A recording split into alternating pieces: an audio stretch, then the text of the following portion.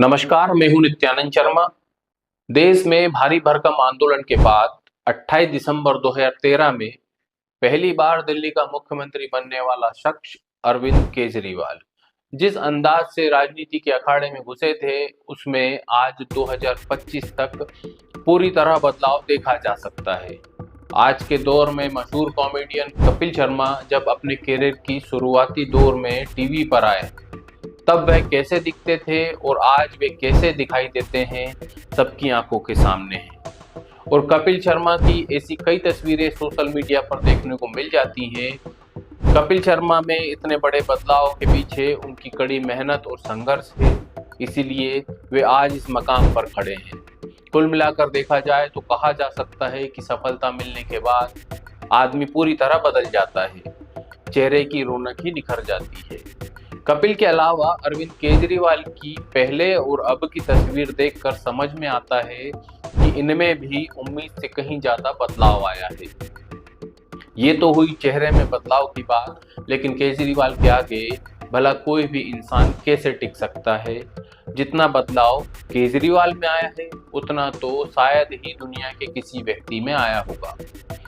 राजनीति में आने के पहले से वादों की जो लंबी फहरिस्त थी, वो आज भी लंबी बनी हुई है, बल्कि हनुमान जी की पूंछ की तरह और बढ़ती ही जा रही है, जो खत्म होने का नाम नहीं ले रही। अभी तो चुनाव शवाब पर आया है, घोषणाएं तो और की जाएंगी। केजरीवाल साहब ने दूसरे राजनीतिक दलों के नेताओं पर तमाम तरह के आरोप लगाकर खुद को राजनीति में स्थापित किया और अब वही आरोप खुद झेलकर, यहाँ तक कि शराब घोटाले में जमानत पर जेल से बाहर आने के बाद भी कट्टर ईमानदार बने रहने का साहस दिखाने वाले आपके नेता अरविंद केजरीवाल में भी जमीन आसमान का सा फर्क देखा जा सकता है। और हो सकता है देश के प्रधानमंत्री नरेंद्र मोदी ने अरविंद केजरीवाल और आम आदमी पार्टी को इसी कारण आपदा का नाम दिया हो। पीएम मोदी ने दिल्ली चुनाव में आप और केजरीवाल को आपदा का टैग लगा दिया, लेकिन अरविंद केजरीवाल इस आपदा नाम के टैग से कैसे पीछा छुड़ाएंगे। दिल्ली की जनता ने अरविंद केजरीवाल को 3 बार मुख्यमंत्री बनाया। केजरीवाल उनकी बात पर भरोसा किया। भाजपा और कांग्रेस दोनों को दिल्ली वासियों ने अपने आसपास भी नहीं भटकने दिया, लेकिन इस बार कहानी पूरी तरह बदली हुई लगती है, जैसे केजरीवाल बदले हुए हैं। केजरीवाल के झूठ और भ्रष्टाचार का खेल अब दिल्ली की जनता के सामने आ चुका है। केजरीवाल आपदा टैग से बचने के लिए वही पुराने हथकंडे अपना रहे हैं जो अभी तक यूज किए हैं। मासूम भोला भाला चेहरा बनाकर सारी गलतियां दूसरों की बता देना और दिल्ली की जनता को फ्री में बिजली, पानी, बस, स्वास्थ्य, शिक्षा जैसी सुविधाओं का लालच देना। लेकिन अरविंद केजरीवाल ने आपदा के टैग से बचने के लिए इस बार मध्य प्रदेश, झारखंड और महाराष्ट्र की तर्ज पर महिलाओं को नगद रुपया देने का वादा कर दिया। इन तीनों राज्यों में यह फार्मूला काम कर गया और महिलाओं ने सरकार बनवा दी। लेकिन दिल्ली और इन तीनों राज्यों में एक बड़ा फर्क है और हो सकता है इस फर्क का खामियाजा केजरीवाल साहब को भुगतना पड़ जाए।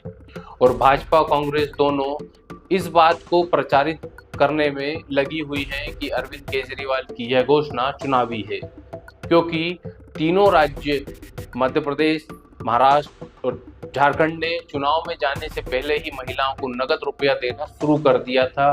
तो केजरीवाल साहब का यह पैतरा भी आपदा टैग को हटाता हुआ नहीं दिख रहा।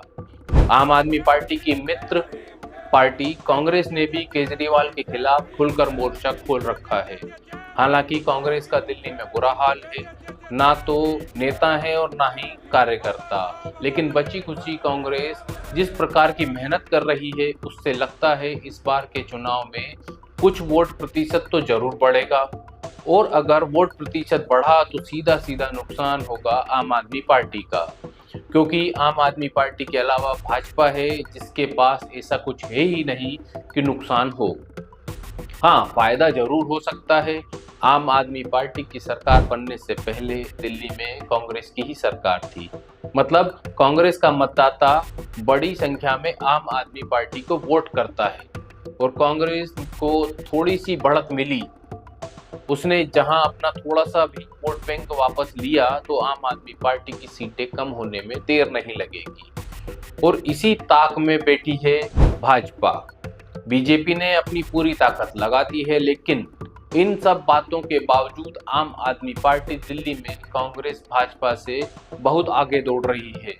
अगर 2020 के विधानसभा चुनाव के परिणाम पर एक नजर डालें तो यह समझ आएगा कि आम आदमी पार्टी ने 70 में से 62 सीटों पर जीत दर्ज की थी, तो भाजपा ने 8 पर और कांग्रेस लगातार दूसरी बार शून्य पर रह गई थी। आम आदमी पार्टी ने जो 62 सीटें जीती, उनमें से मात्र 3 सीटें ही ऐसी थीं जिनमें जीत का अंतर 5000 से कम रहा।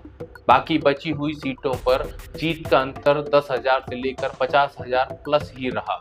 अब बीते 5 साल में आम आदमी पार्टी के वोट प्रतिशत में कितनी भी कमी आई हो, आम आदमी पार्टी के प्रति जनता में कितनी भी नाराजगी बढ़ी हो, फिर भी यह मानना जल्दबाजी होगा कि 2025 में आम आदमी पार्टी दिल्ली की सरकार में वापसी नहीं कर रही।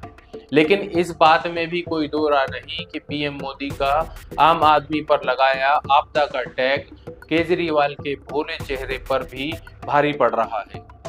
बस यह देखना है कांग्रेस की बड़ी सक्रियता और अरविंद केजरीवाल की कीर्ति साख के बावजूद दिल्ली की जनता आम आदमी पार्टी को फिर से सरकार देगी या इस बार अलविदा कह देगी।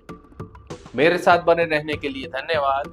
मेरा आपसे एक निवेदन, इस वीडियो को लाइक और शेयर जरूर करें, साथ ही हमारे चैनल को सब्सक्राइब करना ना भूलें। नमस्कार।